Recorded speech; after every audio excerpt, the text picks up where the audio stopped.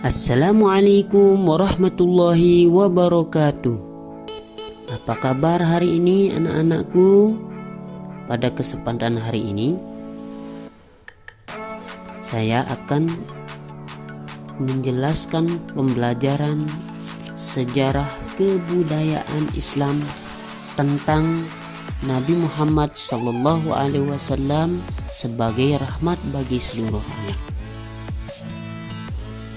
Allah Subhanahu wa Ta'ala berfirman dalam Al-Quran memuji keagungan dan keluhuran akhlak Rasulullah Sallallahu Alaihi Wasallam.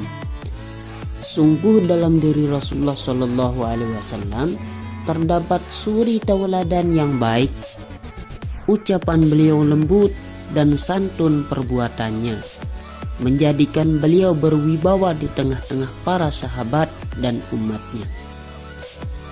Kemuliaan akhlaknya tidak hanya dirasakan oleh sesama manusia, namun juga dirasakan oleh hewan, tumbuhan, dan alam semesta.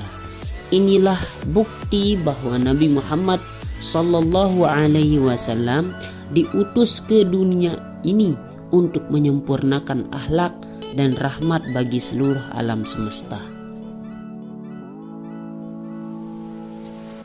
Selanjutnya, setelah kalian mencermati informasi apa yang kamu dapatkan, Nabi Muhammad SAW merupakan salah satu nabi dan rasul yang diutus oleh Allah Subhanahu wa Ta'ala untuk menjadikan rahmat bagi semesta alam. Sebagai nabi dan rasul, Nabi Muhammad SAW mempunyai tugas sebagai syahidan, mubasyiran, naziran, dayyan ilallah, dan sirajan muniran. Allah Subhanahu wa Ta'ala berfirman dalam Al-Quran surah Al-Ahzab ayat 45 sampai 46. Artinya, wahai Nabi, sesungguhnya kami mengutusmu untuk menjadi saksi, membawa kabar gembira dan pemberi peringatan, dan untuk menjadi penyeru kepada agama Allah Subhanahu wa Ta'ala dengan izinnya, dan sebagai cahaya yang menerangi. Quran surah Al-Ahzab ayat 45 sampai 46.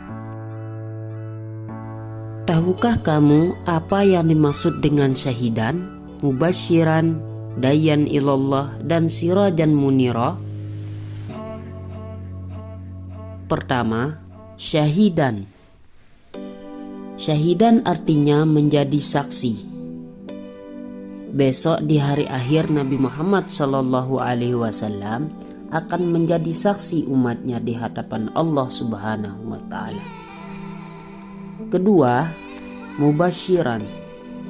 Mubasyiran artinya pemberi kabar gembira.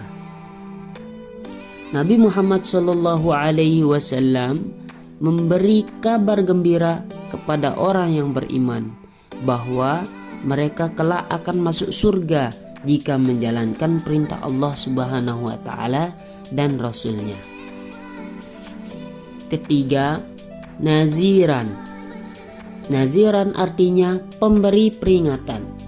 Nabi Muhammad SAW pemberi peringatan kepada orang-orang yang tidak beriman kelak akan masuk neraka karena tidak mau menjalankan perintah Allah Subhanahu wa Ta'ala dan Rasulnya. 4. Dayyan ilallah. Dayyan ilallah artinya penyeru kepada Allah Subhanahu wa Ta'ala. Nabi Muhammad SAW menyeru kepada umatnya untuk memeluk dan menjalankan syariat agama Islam. 5. Sirajan muniran. Sirajan muniran artinya cahaya yang menerangi. Allah Subhanahu wa Ta'ala memberikan tugas kepada Nabi Muhammad SAW untuk menerangi umat manusia dengan ajaran Islam. Kemudian bagian B, sifat-sifat mulia Nabi Muhammad sallallahu alaihi wasallam dan sahabat ketika berdakwah. Pertama, Siddiq. Siddiq artinya jujur dan benar. Nabi Muhammad sallallahu alaihi wasallam memiliki sifat jujur dan benar dalam setiap kata dan perbuatan. Beliau mustahil bersifat kizib, yang berarti berdusta. 2. Amanah. Amanah berarti terpercaya. Nabi Muhammad sallallahu alaihi wasallam selalu menjaga amanah yang diberikan kepadanya. Mustahil beliau bersifat khianat, yang berarti mengkhianati amanah. 3. Tabligh. Tabligh artinya menyampaikan. Nabi Muhammad sallallahu alaihi wasallam berkewajiban menyampaikan perintah dan larangan Allah Subhanahu wa taala. Mustahil beliau bersifat kitman, yang berarti menyembunyikan perintah dan larangan Allah Subhanahu wa taala. 4. Patonah. Patonah artinya bijaksana dan cerdas. Nabi Muhammad sallallahu alaihi wasallam dengan bijaksana dan cerdas mengatasi setiap permasalahan yang dihadapinya umatnya. Mustahil beliau bersifat baladah, yang berarti bodoh.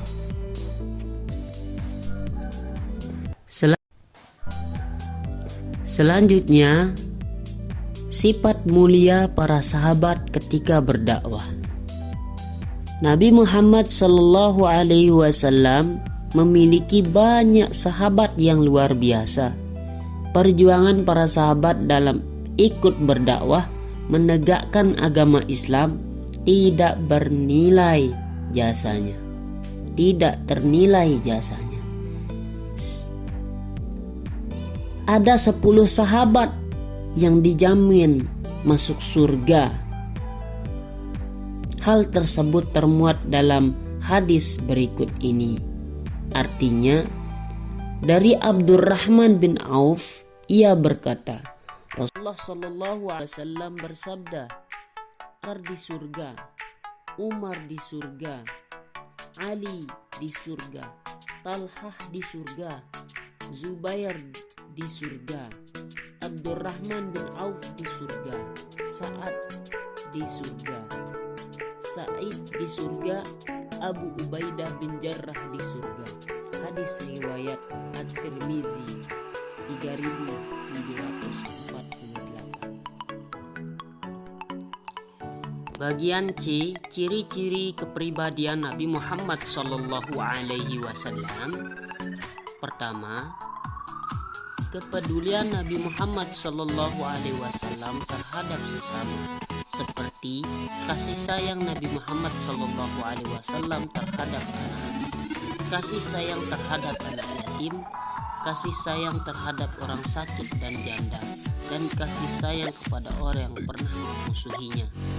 2. Kepedulian Nabi Muhammad sallallahu alaihi wasallam terhadap alam semesta, seperti menyayangi binatang, menyayangi tumbuh-tumbuhan. Meneladani cara bergaul Nabi Muhammad sallallahu alaihi wasallam. Nabi Muhammad sallallahu alaihi wasallam memiliki suri tauladan yang baik. Nabi Muhammad sallallahu alaihi wasallam telah berusaha memperbaiki kondisi masyarakat Arab, menegakkan keadilan dan mengangkat derajat manusia. Ada beberapa teladan Nabi Muhammad sallallahu alaihi wasallam yang harus kita ikuti. 1. Berkata jujur. Berkata jujur merupakan salah satu keistimewaan yang dimiliki Nabi Muhammad sallallahu alaihi wasallam. Kedua, amanah. Di kalangan masyarakat Quraisy, beliau terkenal sebagai pemuda yang memiliki akhlak terpuji, sehingga beliau diberikan gelar Al-Amin, artinya dapat dipercaya. Yang ketiga, ramah. Dalam pergaulan, Nabi Muhammad SAW selalu ramah dan menebar senyuman. Beliau tidak ingin bergaul dengan orang-orang yang memiliki akhlak buruk. Teman-teman beliau adalah anak-anak atau pemuda yang berakhlak baik. Demikian, hanya ini yang Pak Guru Sir sampaikan. Mudah-mudahan kalian bahagia dan belajar yang rajin ya. See you next time. Thank you very much. Assalamualaikum warahmatullahi wabarakatuh.